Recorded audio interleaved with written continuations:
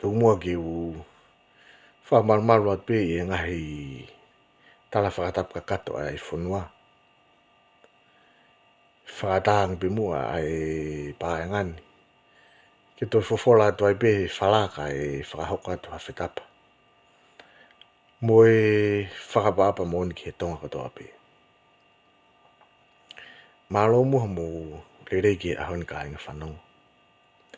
Tari whiwhia katoa ki motor ki he e tau se nolo watu mau pe ai. Ai ngahi tala noa ke he peka e tau te whito ki he tala o tonga. Ahua walu eni o e peleri wafi ua tolu. Ko e tau proklama ki ahoni te watu e pa mi he chepta pe ko e ngahi series ko eni whilawe pe mo misa peka. Aia ko e proklama ko ni ko e episode fika fitu ia pe mi ngahi series ko ia. Ko e kawenga te u talanoa ki ai, ko tau hoko atu pepe mi he e tau proklama whakamui mui, whilawe pe mo misa peka. Pe te ulawe atu i he proklama ko ni, ki he wharearea mua, pe ko ena iloa ko e mua parliament. Ko e oso no whanofo o peka i he tau taha walu noa ko e pare mi ai atonga. O ku pehe ko e fuafua tau e ua i he ene ofisi. Na lelei au pito ai tunga whaka ekonomika mo e tunga whaka politikare o tonga. Aia koe tui koe a Rutherford na e nofa tonga ia i he tuunga. Na e nofa society i he order and stability. Ka neongo ai whanofo tonga koe ni ki he order and stability. Ako i he taimi ta tau pe, na ki tō lahi pe ai kakai na nau whakangai a peka. Pe na ki lahi pe ta i whi maari e ia, ki he ngai whakotūtū a peka. Ko e ta i whi maari e koe ni na e mapuna hake ia, pe na e ilonga ia i siulai, tau taha walu taha. Ko taimi koe ni na e osi whanofo e misa peka e ngahi lao. Whilawe i pe mo e fornication. Aia ko se mahina pe foki ai fornication ia. Ko e whakataputapui ki he nonofo whakamari toko lahi. Ka koe mea maari e. He koe ia o me koe ki siulai taha walu taha. Na e whakailo ai e kau hou eiki toko ono. Ko e nau mau ai lao ko e ni. Ai fornication. Pe koe taimi ia na e mapuna hake ai. E ngai whetō ke he aki. I he waha a peka. Pe moe hou eiki. Pe moe kakai toko lahi a tonga. Ai e te toki lawe atu ke ai. I he proklama koe ni. Te tau lao tato whehu ia pe koe lao koni nai whakotutu e peka ke fornication koe lao le lei. Aha no whakataputapui. Ai na no mari toko lahi. Pe kono whakarea koe ki toi mahino ange. Koe nofu hatoko taha, hatangata taha. Moha whiwhine e ua, pe koe whiwhine e tolu, pe koe whiwhine e wha. Pe nai whakataputapui e peka ia ngahi lao koe ia. Ka koe mea pango,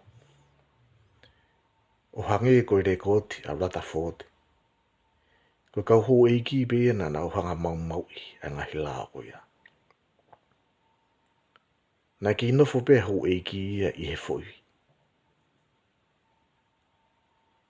Fia, i he foi langi, ke toko lahi ho nau whangamari. Ka koe mea pango na e whipaki e nia pe moe lao na e whakotu e peka.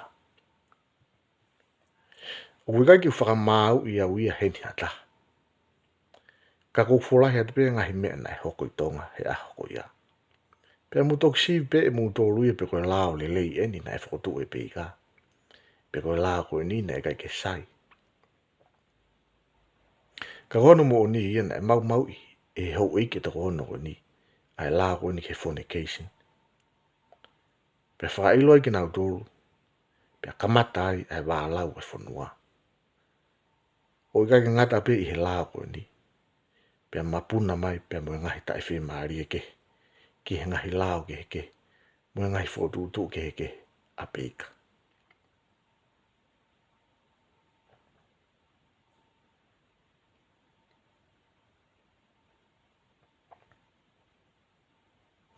Ko mea maari e taha. Ke tau sio kia i he prokalama ko ni. I kai ki fuoloa pe mi he whipaki koe ni e kau hou eiki e to hono koe ni na nau. Mau i a lao ke fornication. I kai ki fuoloa mi ai mapuna hake. Ai movement for all i mua. Na e ui koe mua parliament. Pe koe whare area mua. Pe koe talanoa koe talanoa maari e moni. Te uki vahe atu pe ngahi mea lalahi pe. He ka bauti tau lave kotoa ke ngā historia e mua parliament. Mahalo e osi prokalama koe ni. Mua toi prokalama make he ia e nima. Pe toki ka kato e ngahi talanoa maari e koe ia. Ka kuloto ke hoka numi mei pe ngahi muoni koe ia. Ke tau ki talanoa pe i he prokalama koe ni. Pe tau to hoko atu e ngahi prokalama hoko mai ha ngahi. Ka winga ke heke. Whilawe i pepe mo misa peika. Ko whihui koe ke tau laki. Whihui. Whikau aki pe mo i mua parliament. Ko hae uwhinga ai mua parliament. Pe te wadu peha ki tari maa pe ke tau mui ai. Pe tau tuk whanonga atu ai pe ai he prokalama koe ni.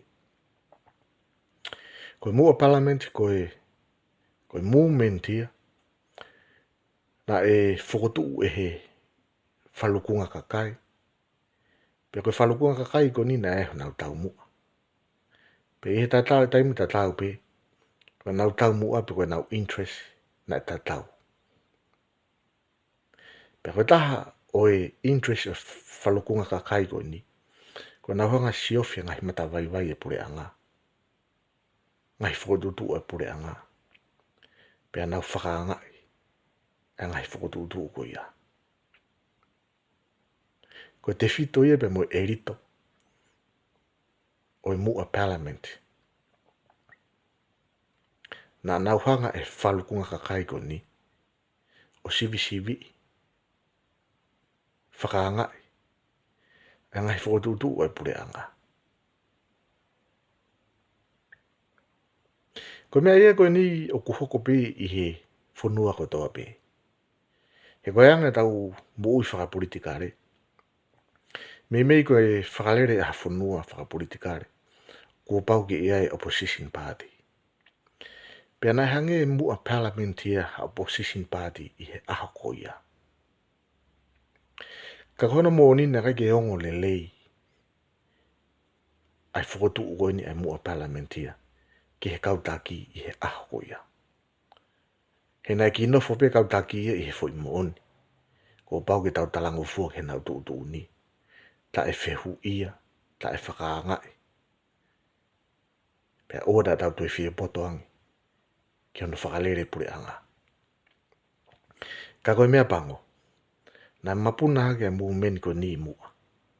He na eloto lahi au pito whalukunga kakai ko na nau whotu e movement ko ni. Ke nau whakaangai pure anga. Koe uhui ke nau turi fua. Ki hele lei whakaluku fua ai whanua. Pene ongo na e ngahi u agenda ke he ia. Na e mui mai i he movement ko ni. Ka ko tui koe mea le lei pe. Hano sivi. Ai ngau whakapolitikare. Ai pure anga. Ko whehui hoko koe ke tau whehui.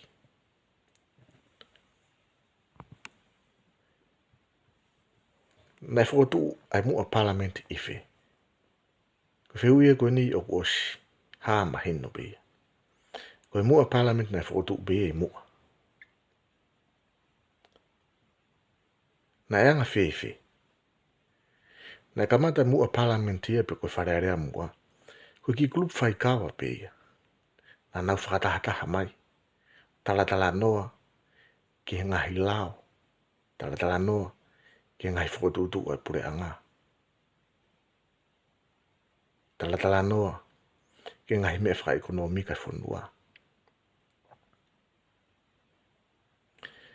Pe koe ki klub whaikawa koe ni. Koe mea maari e taha. He ka tokola heo ki nau tō ia. Koe hou eiki pe. Pe koe tokola heo eiki koe ni. Koe whamiri ofi pe ia tungi. Ai hou eiki koe ni o mua.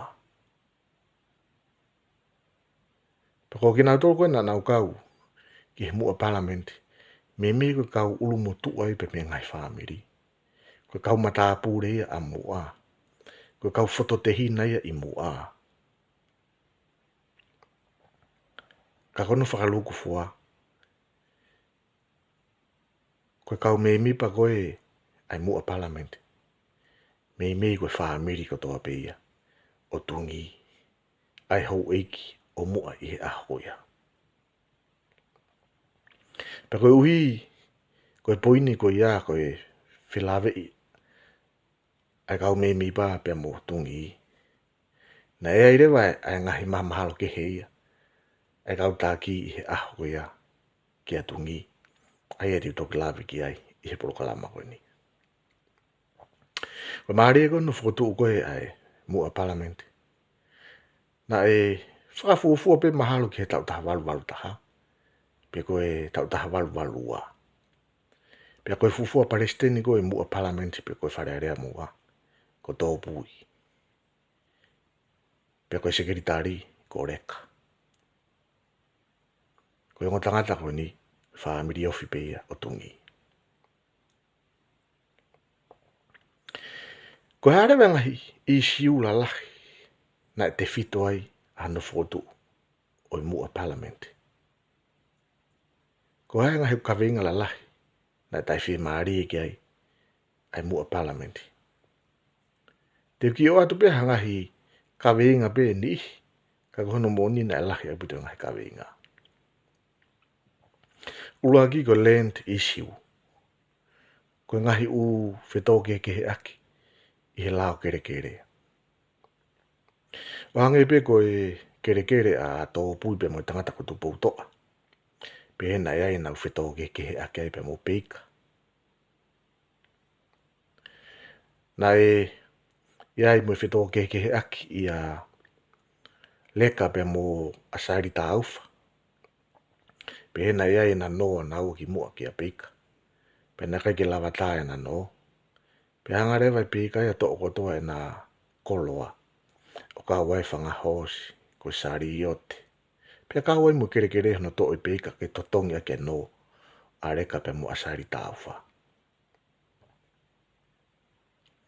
Maari foke na e ka wat fok pe mo te vita tonga hange ko te vita walu.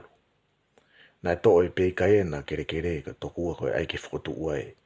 Ai ako e pure anga. Pe koe ui koe ngahi uhinga koe ia. Na tai whi maari e puto whaahinga koe ni. Pe tupu e nau whakotu ai mua parlamenti. Ke nau reise ngai u issue koe ni. O whakahua tu ke pure anga e nau tai whi maari e. Koe mea maari e koe taha. He koe taimi koe ni neongo na toki kau mai a moritoni ki mui. I hono poupou i mua parlamenti. Ka koe siasi koe pe mui kakaina nau poupou i a siasi wasiria nā mo kau mui a moritoni.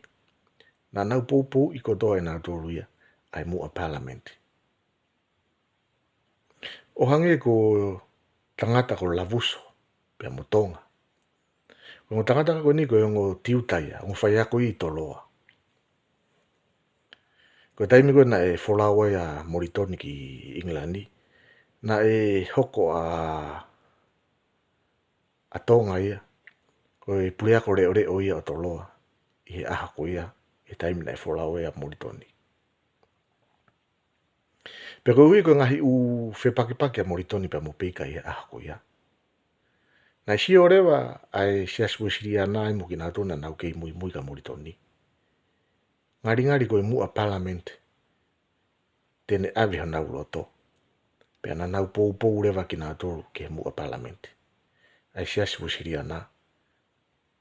O kui kai ki uhinga ni nei, pou kotoa kia siasi wasiria nā. Ka koe toko lahi o kau mui a muri toni. Pea mo ki nā tolu na nau ke piki ke siasi wasiria nā. Na nau pou lahi nā tolu ke mua parlamenti. Ko taha foke ngahi uhinga ia taha, na tai whi maari ki ai mua parlamenti. Ko whakamisinare. Tokua na e ngāu e halaki. E peika pe mo e kau. Taki aho ko ia. E se niti misinare. Pe koe ka weinga e koe a mahau na ko silahavi au ki ai. I kai ki toi whakaiki ki a tuia e au. Koe ngahi uhinga te whito ia. Na e whai ai hana whotu ai mua parlamenti. Ko tai whi maari ai whahinga koe ni. Kai tau te whito. Ki he lao kere. Ka koe fui ata e taha tutoni ke tau sio me iai. Pea koe fui ata ia ko tu ia koe fui ata moni au pito. Koe haa e hunga na e whakotu uai ai mua parlamenti. Koe kutari koe ki ai mo sio koe ki ai taha pe. Pea koe tari ki ai upeheni. Koe tau fusi pe ki he mawhai pe koe pawa. Koe fuhu pe ki he mawhai pe koe pawa. Pea koe asi mahino i he taimi na e whiri ai a peika koe pare e mia tonga i he tau taha walu noa. Kamata ke mapuna hake i tonga. Neongo na e kukuta pe he toko lahi aho na uloto. Kana iai e kakai toko lahi na kai ke na uloto na tolu. Ki hono whiri o peika koe pare e mia o tonga.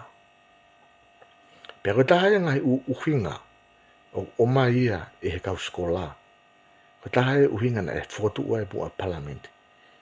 Koe unga koe pawa. Na e whi mau e he kāingai mei mua. Ke hoko atungi koe pare e mia ia tonga. Na nau ta e whi maari e na tu ke no whiri o peika koe pare e mia ia tonga. Na nau amanaki na tu e whiri atungi. He au kia e whilawe toto wao whiri atungi. Nam siastu po ulaki. Na nau whihu ia e nau tolu koe haa e hunga na e whiri ai a peika. Ka ke, o koutui ke lau kui ia. Pea koutui au tau tak taha pita do he tui. He ko o mai e he kau whaka uhinga toko lahi ia. Neongo koe ngahi ataina na utala noa ki ai e uhinga na e whakotu e mua parlament. Ka koe taha e ngahi u te whito i uhinga ia na e whakotu e mua parlament. Koe ta e whie maari e ka inga mua. Ki hono whiri o peika koe pare e mia o tonga. Na e loto a mua ia ke whiri a tongi koe pare e mia ia o tonga. Peneo na kusi lawe pe au ia ke pui tu a tongi. Ka teo ki folahi atu pe e ki pui tu a koe he ku mea mahau inga pe hana tōtou wha manatu. Pe te mulawa pe muto sio he ki pui tu a koe ia. Ai uhinga na e viritake e ka inga mi mua. Ngwe nau tui ko tungi o ia e ni totonu ke pare mia tonga. Ko tungi ko hako ia o he atu i hataka laua. Pea pau te tau kamata mai pia mea muri ki haa mea koe tu i hataka laua ta hao no ia. Koe foha o muri ki haa mea fatu. Koe foha rewa fatu a hala tuituia. O hala tuituia nai fufua whanofo. Koe fufua tungi ia. A mo manatu i beka inga whanong. O muri ki haa mea koe tu i hataka laua whamui mui taha ia.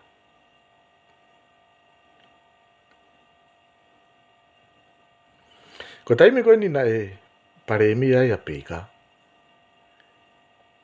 Ko British Crown he aha ko ia ko ringa toni ngu. Pea koe mo tala noa maari e whika aki mo ringa toni ngu. Ka kolo topi ke uki i folahi at pea mo pui tu a ringa toni ngu. Nengo na ko slawe au ki ai. Ka kumahau inga peke i whama uat peke tau prokalama koe ni. Ko ringa toni ngu ko mo ko puna ia siastu po ulaki. Pea na anga pehen ia. O sias tu pula ki kono foha te vita unga. Te vita unga in haana a uringa toni ngu.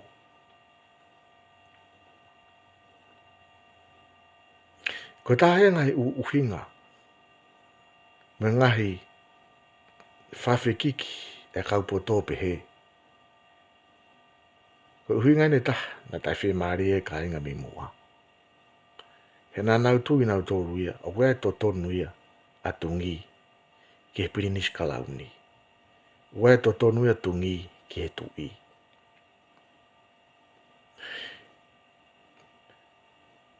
Pea ka pau, koe tui e ka inga mi mua.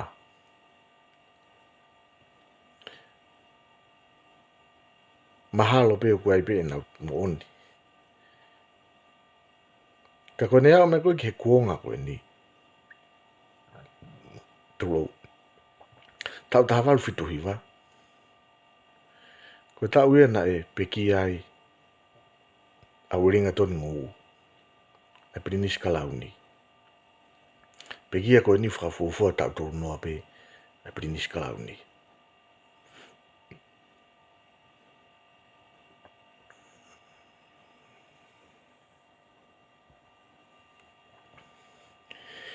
Pea pehe kau analaiso e ka pane ulak pekia a sias tupo ulaki. Ia tungi. Kata ka pane ulak pekia sias tupo ulaki. Ia uringa toni ngu. Wai whainga maari e lahi a tungi. Ke fuhu ke mawhai. Ke fuhu ke tui. Ka koe mea pango. Ulaki pekia pea uringa toni ngu e tau taha walu fituhi wa.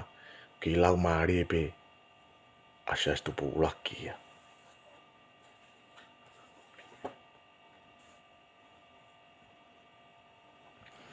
O tui foke e kau whakauhinga e ni iho pehe. Ka pau ne ulaki pekia sias tupo ulaki. Ia uringa toni ngu. E ta foki ka kakai ia o sapote a tungi. E ta foki whaamiri ia ai hatu kanok polu o sapote a tungi. Tēnā ta foki na tō sapote ai ataka laua ko tungi ia. He neongo waengahi u a wahe wahe o pehe ko tungi i pe me ataka laua. Ka kona moni ko toki fou mai pe he laine ataka laua. Ka nau tupu ko toa pe ia maafu tui tonga. Ko tui kanoku polu hono ono ia. Panayanga pehe ni ia. Ko maafu tui tonga hono ngofuha toko ua. Ko mai riwaki pia mumumui. Mai riwaki ni ko tui ataka laua whika tahani maa ia. Ko ne foha muri ki haa mea.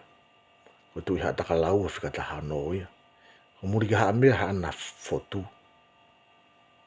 Ko fotuen, ko fatuen, haa na tungi hala tui tui ia. Pea ko tawhaki ko taha a mumui. Ko mumui ko tui kanoku polo no taha tolu ia. Ko no foha ina tuku ah. Tuku ah hao ni ko tui kanoku polo no taha whaa ia. Tuku ah ko no foha tupo toa ko tui kanoku polo no taha fitu ia. Pa ko tupo toa en haa na tupo ulaki. Ko tui kanoku polo no taha hiwa ia. Ai ko tupo ulaki pea mo tungi hala tui tui ia.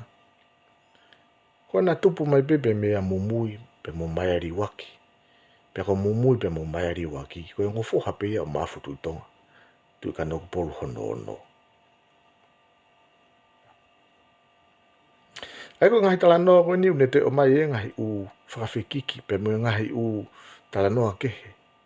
O whelawe pe mo maafu. He pehe he kau whakauhinga ia i he malayo e ako. Na totonu ke tu ia maafu ia. Ka koe ke uwhi a ki ua ui he tawhaki koe ni. Ka kouloto pe ke utoi ki wholahi atu pe.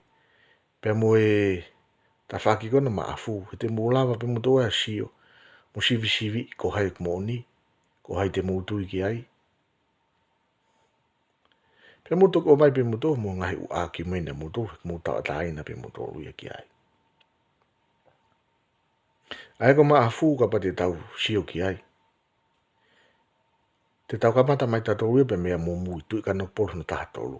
Na e fuha toko tolu a mumui. Ko tuku aho na heko koe tu ka no polo no taha wha. Ko tu po malo na heko koe tu ka no polo no taha no. Pe mo area mutu na heko koe tu ka no polo no taha walu. Ko tuku aho na ana tu po toa tu ka no polo no taha fitu. Ko tu po toa na ana tu po ulaki tu ka no polo no taha hiwa. Pe koe fuha koe no mumui area mutua. Area mutua ko tu ka no polo no taha walu. Area mutua na ana maafu. Ai ko maafu na lau toku na au ki fisi. Ai ko ki te mahino ange. Tu ka no polo no taha tolu ko mumui. Tu ka no polo no taha wha o tuku ah. Tu ka no polo no taha nima maafu o limu loa. Tu ka no polo no taha no tu pou malohi. Tu ka no polo no taha fitu tu pou toa. Tu ka no polo no taha walu warea mutua. Ai ko tui koe toko lahi na toni ki ose area mutua pa hoko atu no foha a maafu. Koe tui hoko ia. Ka hono moni na ose area mutua aia. Pea foki ai tu ia. Ke sastu po ulaki. Foha tu pou toa. Ai ko sastu po ulaki. Koe tui ka no polo no taha hiwa aia. Pe koe uhi ngai pehea he toko lahi. Ka pau na e fufua pekia sastu po ulaki. O ku kei mo ui pe. Ai prinis ka launi. Mahalo e whainga maari lahi ange. Atungi ia ki he tui. He ko osmau he loto ia. O ki nga tōna nau i he hatu ka nok polu. Nau loto nga tō ki whakanofa tungi. Pena e kau mai. Me mo hou ik tō lahi ia. I he loto ki whakanofa tungi. Koe tui hoko ia. Ko ngai uhi ngai koe niu tānoa pe kia ka wako ia. Pea hangi koe lau. O ku pure pea e tui. Mo e whare tui he nau laine. Pea neongo na tok whotu e konis tutone tau mui mui ki ai. Ka e toki takitaha mo oni pe ai toko tahai mo ene whakawhekiki. Mo ene tau kawe ko haina e totono ki he tui. Pea ko tahai ngai uhi ngai na e omai e he kau whaka uhi ngā. Na e wālau ai a tonga he ahako ia. He unau pe he, ka pau na mo ui wholoa maafu. Mahalo na ia e totonu ia maafu ke tui. Mahalo na me mei kehe mea na e hoko i tonga. Ka o mea bango, pe kia pea maafu ia. O kei lau maari pea siastu po ulaki ia. Pea kai ki hoko, he ngahi mea ko ia.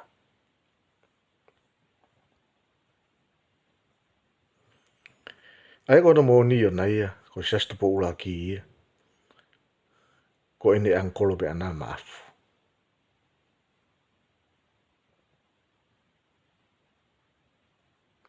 Kai ke. Ko e mea maari e na e hoko. He ko prinis buringa toni ngu. Ai prinis kalauni. Ka pau na e fufua pe kia a siastu po ulaki. Na e mei maari ha mea na e hoko i tonga. O hangi e ko ia na ulawe ki ai. Kono fotu ko ni ai whare area mua. Na e ai react a siastu po ulaki ki ai. Pea ko taha ene ngahi u. Mea na whakahoko siastu po ulaki. Pea ko ngahi mea. Na e mamae mo tokanga ki ai siastu po ulaki. Na i loi siastu po ulaki ko mua ia ko senta ia. Is a center of opposition. Ko nau tolu ia ko ene whiri ana na nau tau mai he taimilahi. Ko mua ia ko hala utai ia. Nau tolu ina e tui tonga. Pena es mahi no pefu ke hanga siastu po ulaki ia tau ia lau whiri tonga. Pea ki ngatai, ilo i pe siastu po ulaki ia. Koe mua parlament, koe whamiri ko toa pe ia tungi. Pe kai ke ngata i ko tungi ko whiria se astu po ulaki. Kai he taimi ta tau pe hanga hawe ai o support e tungi. Kai ke ngata i ko tungi he aha ko ia ko e speaker ia of the house. Ko se e whare area. Pe nana whipaki mau pepe mo se astu po ulaki. Ako mea ko nai hoko. Kamata ke iri fia. Kamata ke te teke se astu po ulaki. Na whai ko tupulaki ai ma whai whakapolitikare a tungi. Pe whai pe te whakahoko hatau i tonga. Ange koe nau lawe ki ai. Ngahi mea kotoa koe ni nei whakahoko e whare area mua ai. A ngahi u petition, ngahi u laka. Ko ngahi u tohi whakahaloto. Whika o aki pepe mo lao kere ko text pe mo license. A o peke text e whangahosi nei whakotu ue peka. Ta e whimare la hea puto. E whare area mua ai. Ke ngahi ngau e koe nei whahoko e peka. Panaya o tupe ngahi u whahaloto koe ni e whare area mua hoa atu ke seastu poulaki. Pa koe tari koe seastu poulaki. Mu whinga ke taha be tau whare area. Ko au pe kou pure. Ai ku mahina mehina e supporti pe seastu poulaki a peka.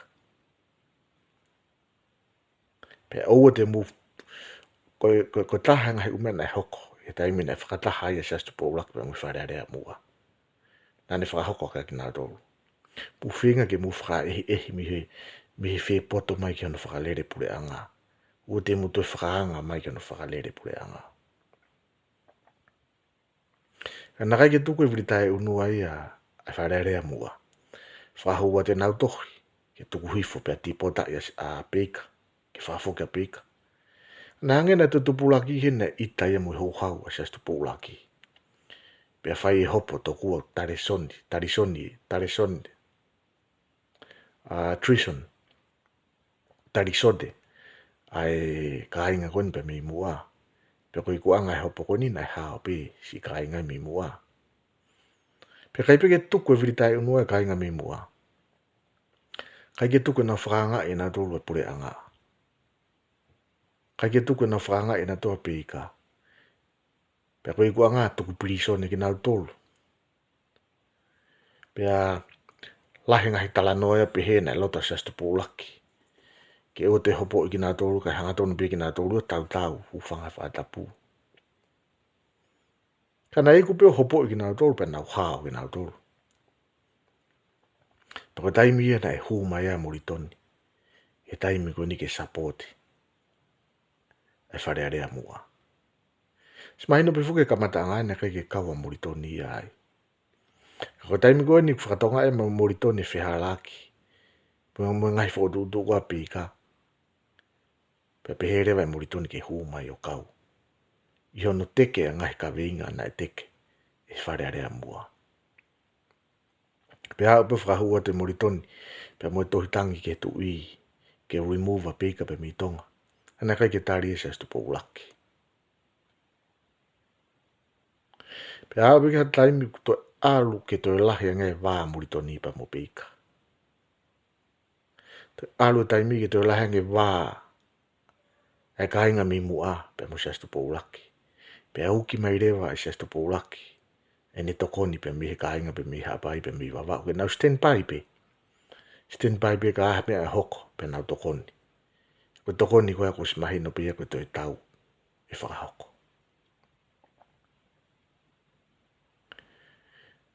Aia koe au mako ki February tau taha walu tolu.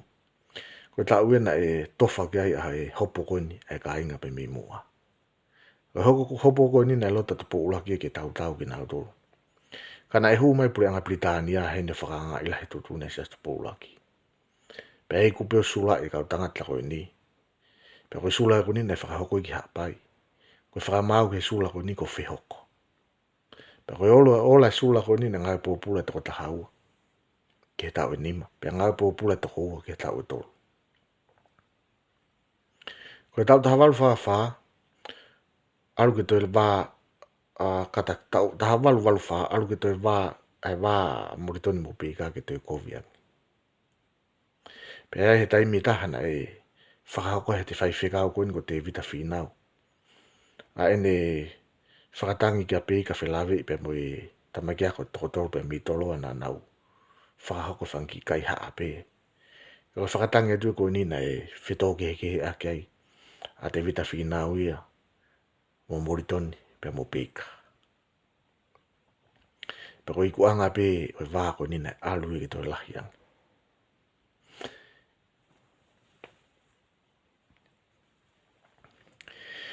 Ko poin frasio ko fi tapu nia ke tau pokalapa. Ko e taimi ko nina hekang hai parparema oni. Ko e minista polisi he taimi ko e ka tu he toka. Pena ngā wāo whepita tu he toka pe mo sesto poulaki. I whenga ke puke ai meri no. Pe mo e ota i tonga e aha ko ia. Ka neonga ngai mea ko ia. Nai ki tupulaki pe ai wā ia, ai wharearea mua, pe mo e pure anga, pe mo e wā a moritoni, pe mo siasu siriana, pe mo pika. Pe ko e ola ngahi wā ko ia, na ia upio whakapōnga e whaahinga, pe ia upio whakahe ai tokolahi o kau lotu mo kau mui a moritoni, whakahe na tōki fisi. Ko hui ko tūtu uni pe a misa peka, pe mo siastu poulaki. Pe ko ngahi kawenga maari ko ia, te ulawe atu ki ai, i ngahi polokalama ka hoko mai heni. Tau vete mo ai ki e ahoni, whamone more atu ka pana e tōha whaahuinga ki tua. Whaafi e tai pia ki motoru ki e ka wawe mai. Subscribe mai ka mōma ngai tala no maari e ko ini. Lewe rewa i whetapa.